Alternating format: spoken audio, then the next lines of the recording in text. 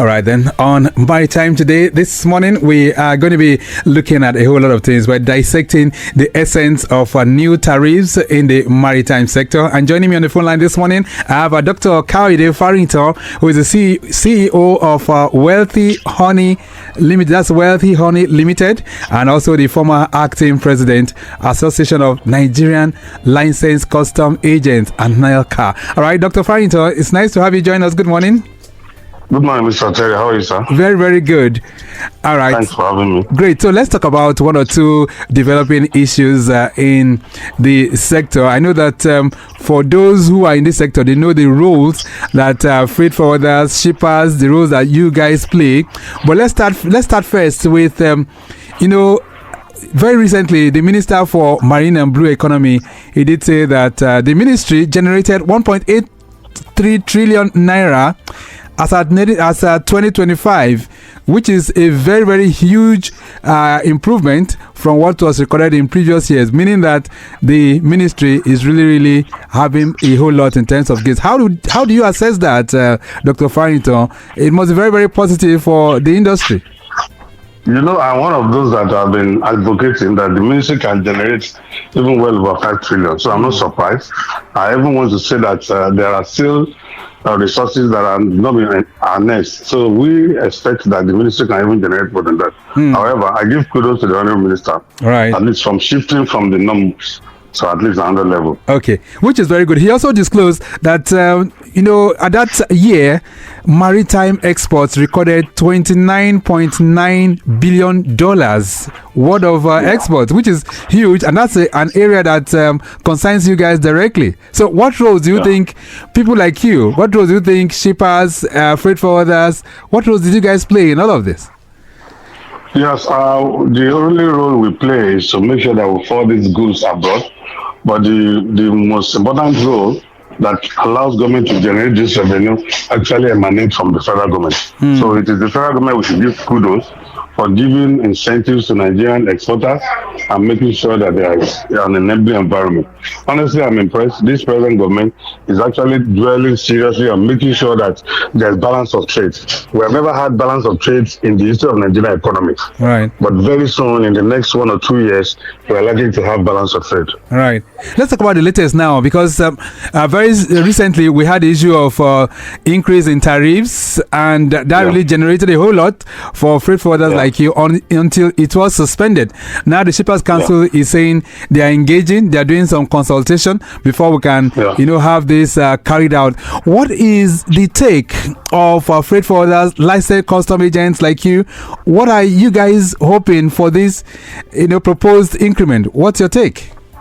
My take is that as of the time they proposed in increment, it was not due and it was not necessary. And that. Hello, can you hear me? Hello. Okay, yes, I can hear you now. Go ahead. Yes. As of the time the increment was proposed, I'm one of those that said it was not necessary because it's going to add to cost of cargo clearance. Right. But yesterday's engagement is a tacit approval to the various shipping companies from Nigerian Shippers Council, and it is very, very unfortunate. Not even now, there's gridlock in the economy. Nothing is moving in the industry in the last 2 weeks that we have commenced the single window implementation. This is not too good. Let's talk about the single window implementation. So far, so good. This is 2-3 weeks down the line. How has it been for stakeholders like you? Nothing has actually moved. It's a gridlock, and the economy of this country has been suspended. It's very, very unfortunate. And I envisage this, and I've actually given them a lot of solutions before implementation. But they horribly implement this single window. As I talk to you now, nothing is moving. Nobody can move cargo in the ports. And I envisage this thing because I know that the various government agencies will always want to protect their domain. There's what we call iron gate bureaucracy. Right. And that is one of the factors that is killing the implementation of single window. Nothing is moving in the industry. And what I can tell you, the only adjective I would say is that Nigerian economy now is at a state of blockade by state of Hormuz. So more or less, it's more or less like a standstill, so to say. That's what we have at the moment. Dr. Farrington, are you there? Okay, we seem to have lost connection. We'll try and see how we can restore that. But of course, we're just looking at emerging trends in the maritime sector, especially that one that relates to the tariffs. And what Dr. Farrington is saying, from the stakeholders' perspective, things are a little bit on a standstill right now. And for that to be corrected, probably there must be some kind of review, there must be some kind of reflection from the regulators that would enable this to happen. Dr. Farrington, are you back? Okay, we'll try and look into that. But we'll also be asking the question, what is responsible, for this proposed high costs of shipping tariffs? I'm hearing that 30% of shipping tariffs is being proposed, and we're looking at how all of that will pan out. Dr. Farrington, are you there? Yes, I'm here. Okay, so I'm just trying to find out, really, from stakeholders like you, any engagement with the regulators yet on this proposed increment? Yeah, the only engagement that happened was that of yesterday by Nigerian Shippers Council, and I do not see that as an engagement, but I see that it's tacit approval given to shipping company, telling the stakeholders that yes, do not complain. We have given them a ceiling. The ceiling is that the increment will be from 10% to 30%. For crying out loud, this is not an engagement, but you are just giving out instructions to the fact that you have approved the increment, and that's very, very unfortunate. Right. This is not what is called engagement. However, there's another angle to it where they say that they need to engage the stakeholders. This is very, very important. Before you do this increment, the various stakeholders need to be carried along. We'll be able to sensitize our consignees and importers. This is what is going to happen in the industry in the next few quarters or so. Not just that we are slamming illegitimate increments on Nigerian bound cargo. This is not too good. And we continue to lose our cargo if there is no attitudinal change in the part of our federal government policy in this area. And what is responsible? I mean, what is the need? Why do we need to really, really improve or perhaps increase these tariffs? Why is this increment coming up at this time? Well, as of the time they proposed the increment, there was even no need for it. However, in view of the situation that is happening in the whole world now, where we have the Strait of Hormuz that is being blocked, you and I will agree with me that for vessels to come to Africa, you need to go around. They don't have access to the Strait of Hormuz. Some of them go through South Africa before they access Nigerian waterways, and that there's an additional 30 days to that, and that is there will be an increase in bunker, and this will automatically increase freight. So these are minimal things, and the various thing that is very obvious now for you to increase. Right. But before now, they have actually proposed that increment, which was not necessary. Okay, so are we saying now that if things return to normalcy at the Strait of Hormuz, will this increment be reversed? That is the question we should be asking, and that is that nobody is trying to answer that, because there should be a proviso to that. Okay, if you are giving you permission to increase, there must be a proviso to it, the fact that if there's normalcy on the Strait of Hormuz, you reverse back to Sadoko's bellum, ante-bellum. But nobody is talking about that. One thing about Nigerian maritime industry is that the moment you allow this increment to come to stay, nobody talks about it doing it groundwork, and that's too bad. So what are your members, what are you going to be doing now? I mean, considering this kind of proposed increment, I mean, if this is to be carried out, we're hearing of 13% shipping tariffs. If that were to be implemented, what will your members do? Well, we'll talk amongst ourselves, because it's very, very unfortunate that the various authorities are trying to balkanize the freight forwarding associations, to corner them to accept this kind of a thing. So what we will now do is that we'll look for the responsible stakeholders who have integrity and fashion a way out and propose a solution. But for now, I don't want to preempt anything. All right, Dr. Farrington, you've been in this industry for so long. What will be the impact of an increased tariff on the ordinary Nigerian? I mean, how will this, really, really affect the economy? I know for those who are our leaders, they must say definitely this will lead to a whole lot of, revenue generation and the likes.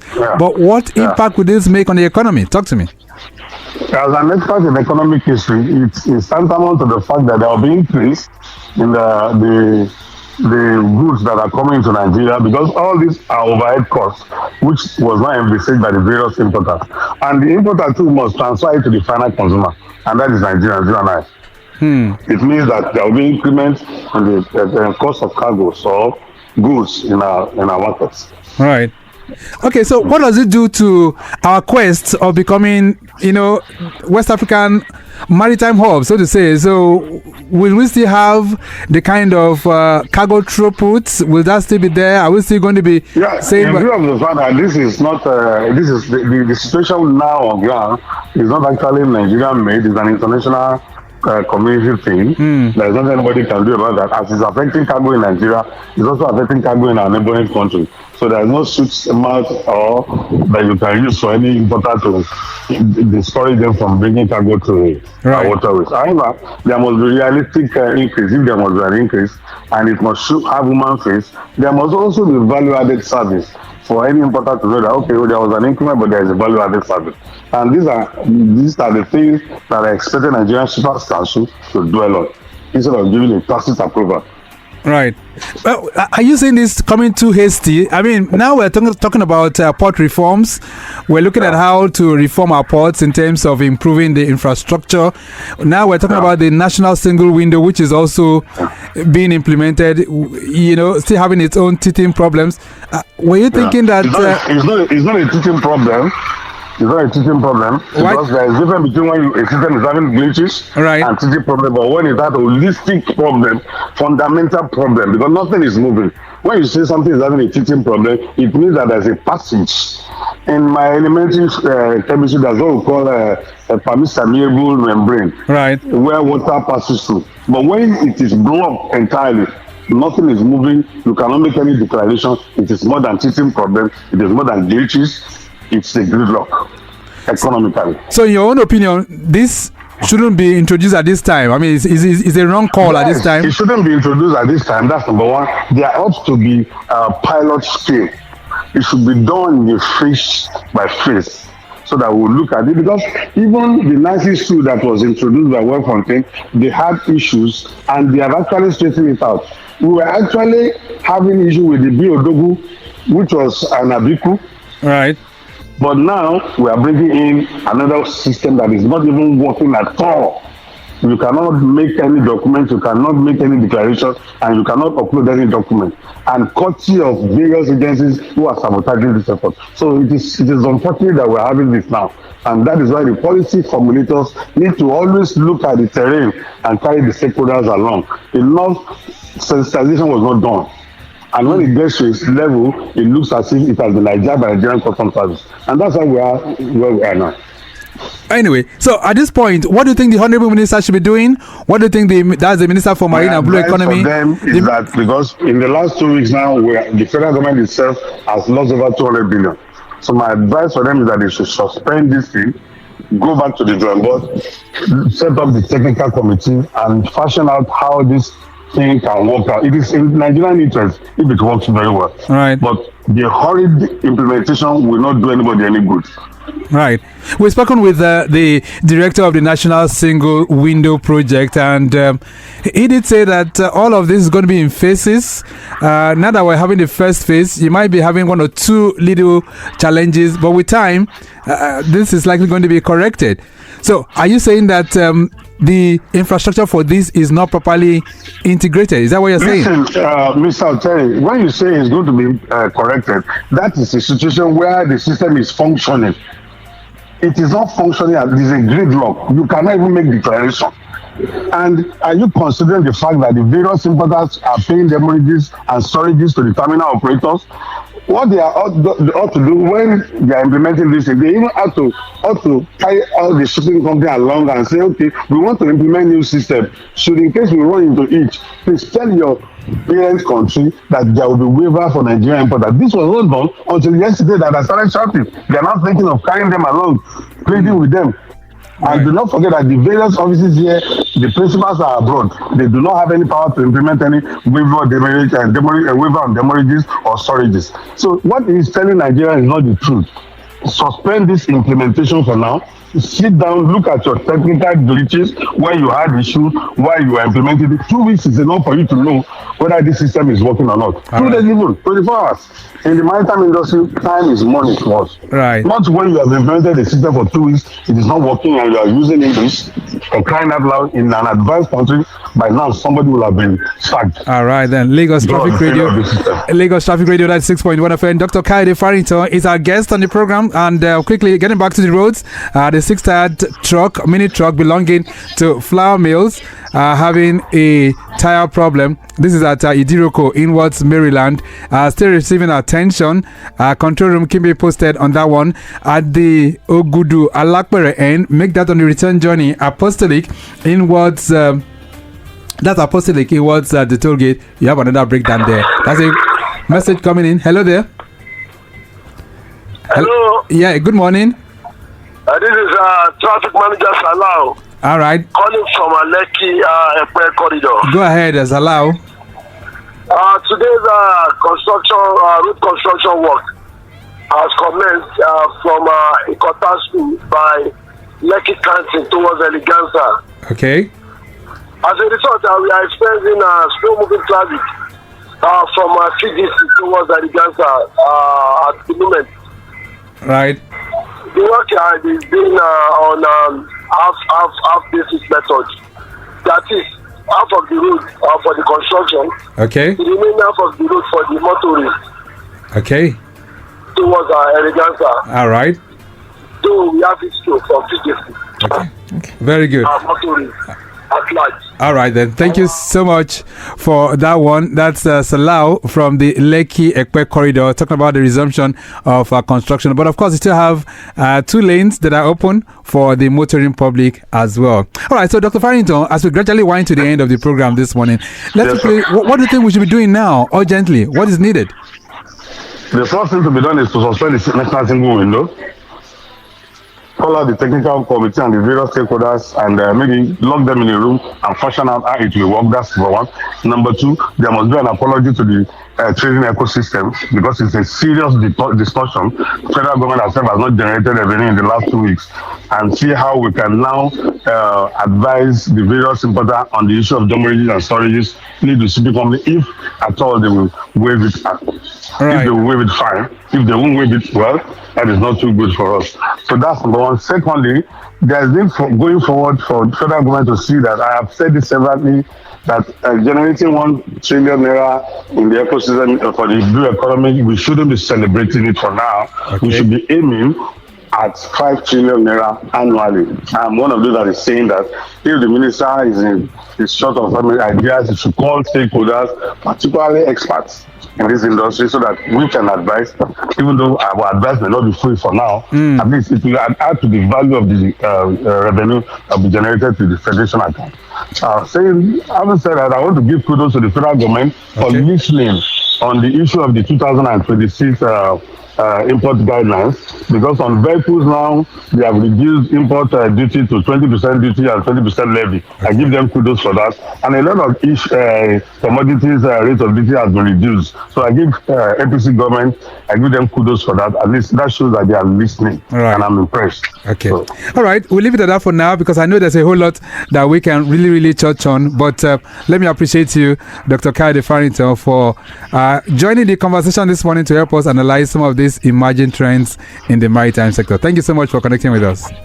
Thank you for having me, sir. Okay, then. So we'll be looking at the need for the increased tariffs and reflecting on emerging trends in the sector. And I can tell you that our guest this morning, who is very much loaded, someone who's very much in that sector, has taken us on this excursion. I'm talking about Dr. Kaide Farrington, CEO, Wealthy Honey Investment Limited, also former acting president, Association of Nigerian Licensed Customs Agents and NELCA. We have to go. The program this morning has been produced by Dio Anthony, and I say a very big thank you to Remy Aluko and of course Daniel Downsey of our social media unit. Rebecca Adamu is Assistant Director Public Relations for the Nigerian Shippers Council. She's always working tirelessly behind the scene for this program to be on stream. You can connect with the Shippers Council on all their platforms at NG Shippers, My name is Victor Terry. Have a great day. Bye.